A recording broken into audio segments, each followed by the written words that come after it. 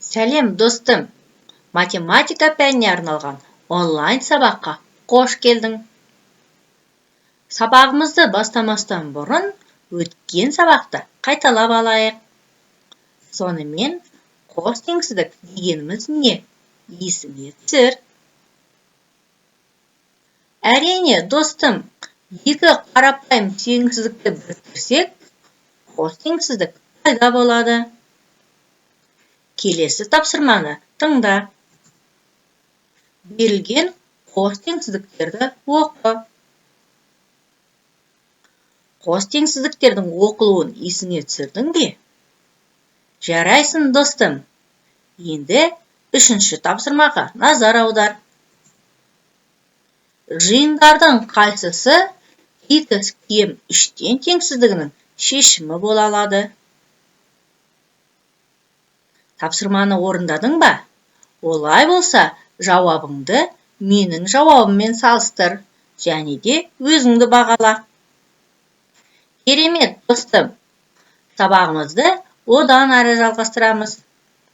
Бүгінгі сабақта қос теңсіздіктер туралы білімімізді одан әрі жетілдіре түсеміз. Қос теңсіздіктерді шешу кезінде қалай пайдалануға болады деген сұраққа жауап іздейміз. Ол үшін белгісі x 8-ден артық және 11-ден кем теңсіздігін мысалға алып қарастырайық.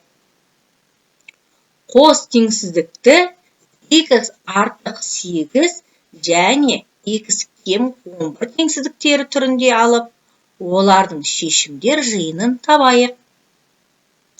X артық 8 теңсіздіктің шешімі барлық 8-ден үлкен сандар бола алады. Ал x кем 11 теңсіздігінің шешімі 11-ден кіші сандар болады.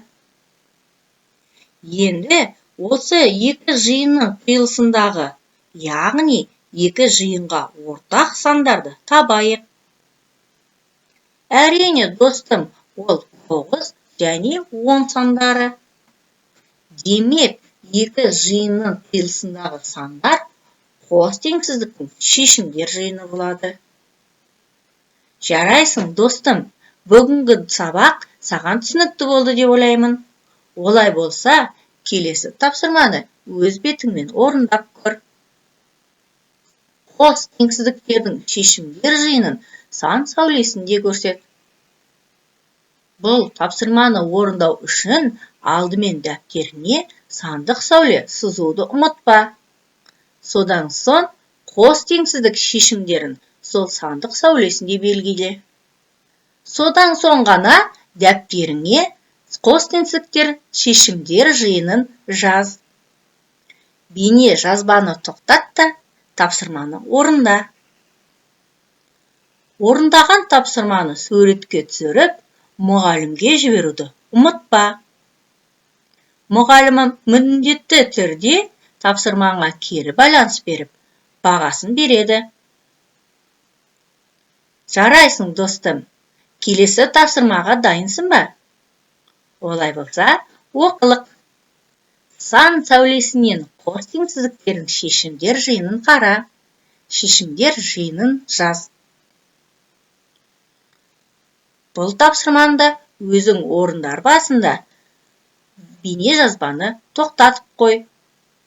Содан соң жауабын мұғалімге жіберуді ұмытпа. Достым, енді бүгін сабақта не үйрендік? Соны қорытындылайық.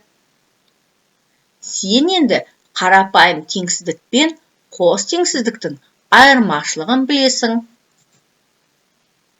Қос теңсіздіктің шешімдер жиынын сан сәулесінде көрсете аласың. Қос теңсіздіктің шешімдер жиынын таба аласың. Жарайсың, достым. Бүгін міне біз сабағымызды осымен аяқтаймыз. Келесі онлайн сабақта кездескенше сау бол.